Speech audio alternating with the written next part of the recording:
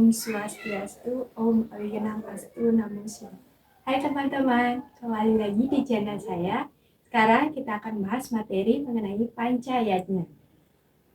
Di pembahasan kali ini kita akan bahas mengenai pengertian Pancayatna, latar belakang mengapa kita harus menjalankan Pancayatna. Yang ketiga ada bagian-bagian dari Pancayatna, dan yang terakhir adalah contoh dari pelaksanaan Pancayatna. Sebelum memasuki materinya lebih dalam, yang pertama kita bahas yaitu mengenai pengertian Pancayatna. Pancayatna terdiri dari dua kata, yaitu dari kata panca dan yatna. Panca sendiri memiliki makna yang artinya 5.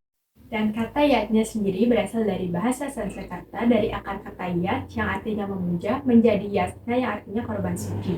Jadi pancayatna artinya 5 korban suci yang dipersembahkan secara tulus ikhlas ke hadapan ide Sang Yang Widi. Adapun latar belakang dari pelaksanaan Pancayatna yaitu di mana manusia memiliki 3 hutang yang ia bawa sejak lahir, di mana 3 hutang ini disebut dengan Trirena. Trirena sendiri merupakan 3 hutang yang dibawa manusia sejak lahir, di mana yang termasuk dalam Trirena ini adalah pertama ada Dewa Rena, yaitu hutang kepada para dewa. Yang kedua ada Pitra Rena, hutang kepada para leluhur. Dan yang ketiga adalah Resi Rena, yaitu hutang kepada para resi.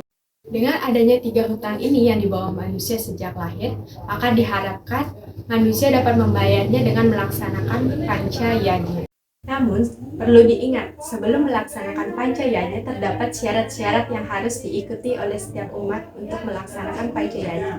Yang pertama, di dalam melaksanakan Pancayatna harus didasari dengan hati yang tulus ikhlas. Yang kedua, dalam melaksanakan Pancayatna harus dilandasi dengan cinta dan kasih sayang. Yang ketiga, dalam melaksanakan Pancayatna harus disesuaikan dengan keadaan kita. Yang keempat, melaksanakan Pancayatna sebagai sebuah kewajiban umat manusia. Yang kedua, kita akan membahas mengenai bagian-bagian dari Pancayatna. Bagi umat Hindu sudah tidak asing lagi mengenai Pancayatna. Kita akan membahas mengenai bagian-bagiannya. Bagian Pancayatna pertama ada Dewa Yajna. Dewa Yajna yaitu korban suci yang ditujukan kepada para dewa atau ide Sang Yang Widi.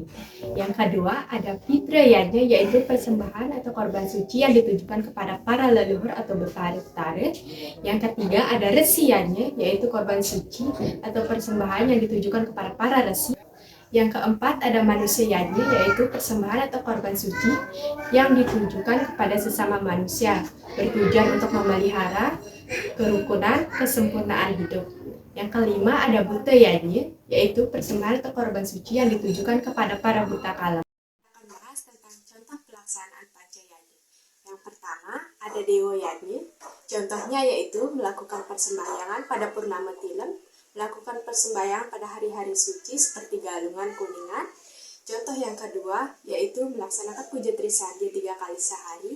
Dan contoh yang ketiga yaitu menjaga kebersihan dan kesucian tempat suci. Dan contoh gambar pelaksanaan Dewa Yajna seperti di samping ini. Kedua, ada Pitra Yajna. Contohnya yang pertama, mendengarkan nasihat orang tua. Yang kedua, selalu berpamitan kepada orang tua sebelum pergi kemanapun.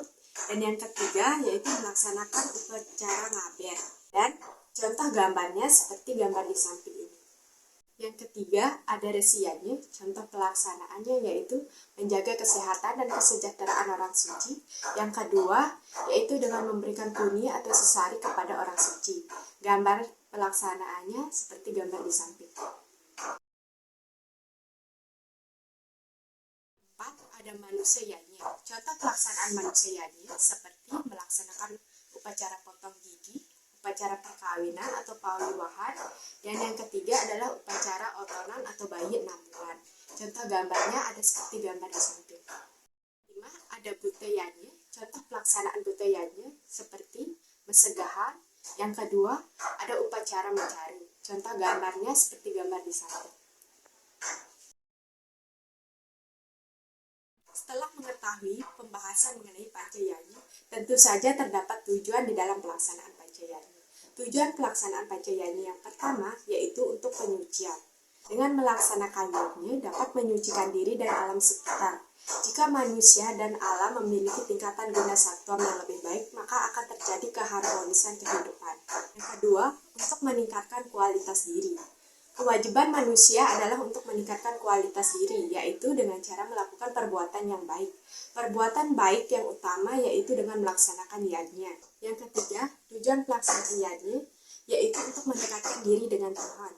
Dalam melaksanakan yajna, baik yang ditujukan secara langsung kepada Tuhan atau yang ditujukan kepada sesama makhluk ciptaannya, bila dipersembahkan secara tulus ikhlas, maka secara tidak langsung akan mendekatkan diri kepada Tuhan. Tujuan melaksanakan yajna yang keempat yaitu sebagai ucapan rasa terima kasih. Tuhan menciptakan alam semesta beserta isinya. Manusia sebagai bagian dari alam semesta wajib menunjukkan rasa terima kasihnya kepada Tuhan, yaitu dengan menjalankan yajna. Tujuan pelaksanaan yajna yang kelima yaitu untuk membangun keharmonisan. Alam semesta beserta isinya saling berkaitan dan saling bergantungan. Manusia wajib untuk ikut serta menjaga keharmonisan tersebut agar terjadi keharmonisan di dalam kehidupan. Para materi panci yajna hari ini, bila ada salah kata mohon dimaafkan. Saya akhiri dengan para mesanti. Om Santi Santi. Jangan lupa untuk like, comment, and subscribe.